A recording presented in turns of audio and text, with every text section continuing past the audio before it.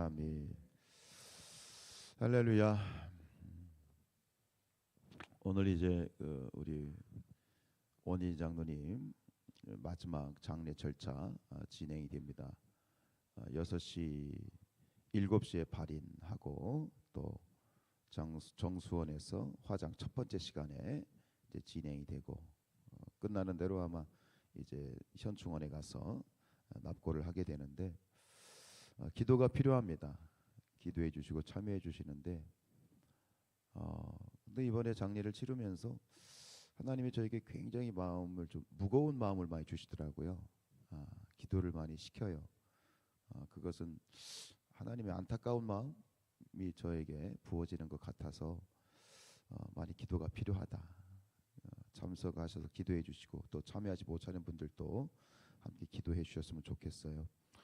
지금 그 튀르키예, 시리아에서 5천 명이 죽었더라고요. 다시 한번 말씀이 생각이 나요. 예수님께서 분명히 말씀하셨잖아요. 때가 이르면 처처에 기근과 지진이 임하리라.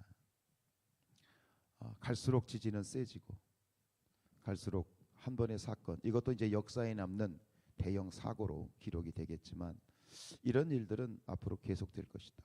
더 잦아질 것이다라는 것은 너무나도 자명합니다. 우리가 하나님 앞에 깨어 기도하는 것이 이제는 이 마지막 시대의 사명이 되었습니다. 깨어 있는 여러분들을 축복하고 앞으로 더 깨어 있기를 축복하고 우리의 눈이 열리고 그냥 먹고 살고 사는 세상 세월이 흘러가는 대로 우리가 따라갈 것이 아니라 깨어 있어야 돼. 깨어 있어야 돼. 세상 사람들은 절대로 깨어 있지 못합니다. 우리에게 준 사명이 있죠. 그리스도인들이 깨어 있어야 된다.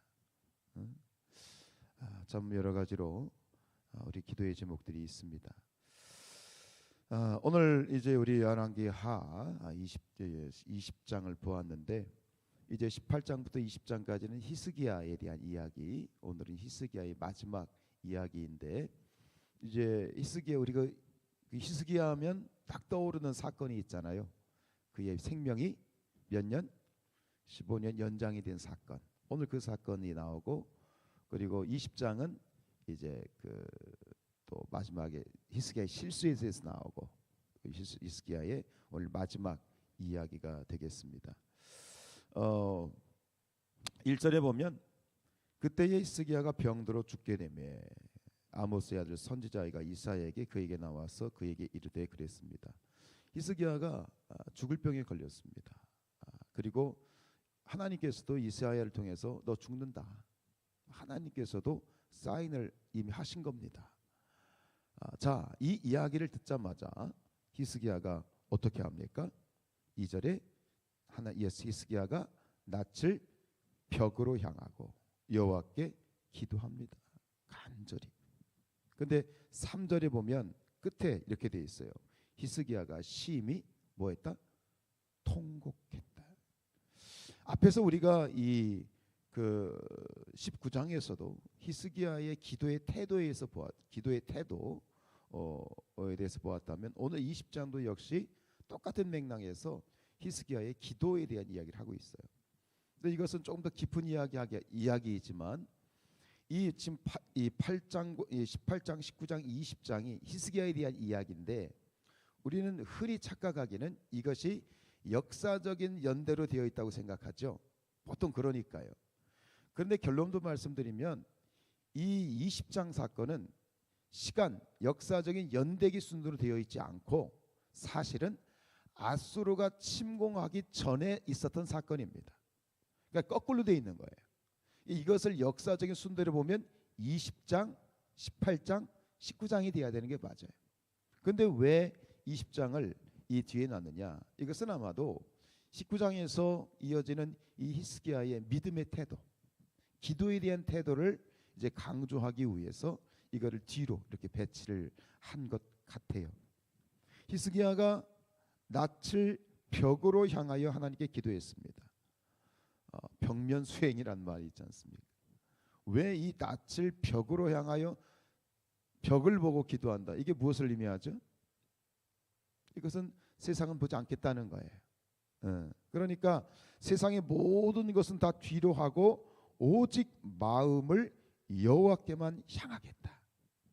내 생명은 누구에게 달렸다? 오직 하나님께 달렸다라고 하는 그러한 강력한 의지적인 행위이지요. 결국 이를 통해서 하나님께서는 즉시 히스기야의 기도를 들으시고 15년 생명을 연장시켜 주셨어요. 히스기야가 마치 기드온처럼 또 기드온과 같은 행동을 합니다. 그 증거를 보여주십시오 그래요. 그 증거를. 그러니까 해가 10도 앞으로 가면 좋겠습니까? 뒤로 10도 거꾸로 가면 좋겠습니까? 물으니까 어떻게 해요? 해가 뒤로 거꾸로 가는 걸 보여주십시오 그래요. 그러니까 좋다. 그래서 아버지 아하스가 만들었던 해시계가 이제 그 해 그림자가 10도가 뒤로 물러가는 징표를 보여주시죠. 오늘 이 19장과 20장에서 공통적으로 우리에게 주시는 교훈은 뭐냐면 기도의 자세입니다. 어제 우리 19장에서 히스기야의 어떤 기도를 보았죠? 지체하지 않는 기도, 즉시 기도. 그렇죠? 어떤 문제가 생겼을 때에 1차 아수르의 침공 때는 자기의 인간적인 방법을 써서 금은 폐물을 왕에게 주면, 아수르 왕에게 주면 물러가겠지. 다 줬는데 무슨 얘기야? 물러가기는커녕 또 침공이 왔을 때 그때 이 히스기야가 깨닫지 않습니까? 아, 인간적인 방법으로 되지 않는구나. 오직 하나님만이 해결해 주실 수 있구나. 그러니까 이번에는 2차 침공 때는 정신 차리고 침공했다는 이야기를 듣자마자 지체하지 않고 즉시 하나님 앞에 달려 나아가 기도하죠.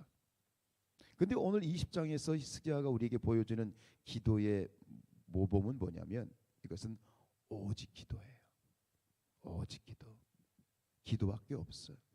하나님밖에 없어. 하나님만이 해결하실 수 있어. 그 상징적인 행동이 뭐라고요? 벽면 기도입니다. 벽면 기도. 우리가 하나님 앞에 기도하며 나아갈 때는 양다리를 걸치면 안 된다는 거예요. 하나님의 응답은 여기서 히스기야가 오직 하나님만 바라본 거예요. 거기서 너 병들어 죽게 됐으니까 여러 가지 방법 쓸 수 있지 않습니까? 야, 좋은 의사라 불러라, 좋은 약 구해와라, 불로초 구해와라 할 수 있죠? 아니요. 그런 거 전혀 없어요. 그냥 즉시, 여기서 마찬가지예요. 즉시 기도하면서 동시에 무슨 기도다? 오직 기도다. 오직 하나님께 기도하는 것이다. 이 기도를 드렸던 사람이 누구냐? 바로 신약에 나오는 바디메오라고 하는 사람이에요. 바디메오가 어떤 사람입니까? 소경입니다. 장님입니다. 그리고 거지입니다. 여리고에 살고 있었던 이 바디메오가 예수님이 오셨다는 얘기를 들었어요. 동냥질을 하고 있는데 막 시끌시끌해.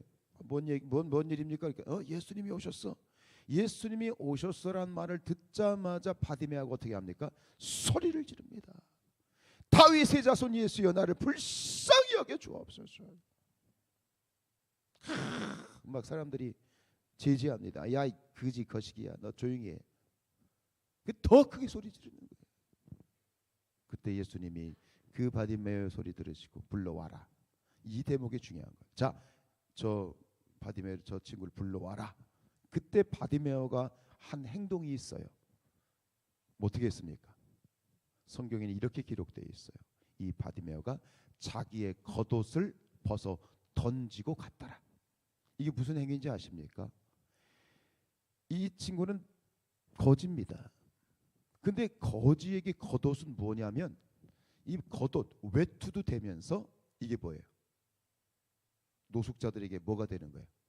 이불이 되면서 또 자기가 업무 수행할 때는 뭐예요? 깔개도 되는 거예요. 그러니까 이 그 겉옷은 이 바디메오에게 있어서의 전 재산이에요. 모든 거예요. 근데 그것을 예수님이 부르셨을 때 나아갔다는 건 뭐예요? 예수님께 달려 나아갈 때 겉옷을 버리고 갔다는 얘기는 뭐예요? 이제 내가 예수님을 만나면 예수님이 나를 고쳐 주신다. 이거예요. 필요 없어. 이제 필요 없어. 예수님이면 오케이야. 예수님이 응답 주셔. 예수님이 답이야. 예수님이 행하셔. 라고는 믿음이야. 우리의 기도가 이런 기도가 되기를 축복합니다. 이런 기도가 돼요. 오직 기도. 우리가 기도했으면 하나님은 반드시 응답하신다. 뒤를 돌아보지 않는다. 믿고 가는 거예요. 내가 기도했는데 당장 안 들어줬어? 오케이. 당장은 이루어지지 않아도 하나님은 반드시 이루어 주신다. 이게 오직 기도야. 이것을 하나님이 히스기야에게서 보셨고 응답해 주셨고, 또 우리도 역시 하나님 앞에 이런 기도를 드리는 그런 기도자가 될 수 있기를, 그래서 응답받는 우리 모두가 되시기를 주님의 이름으로 축복합니다.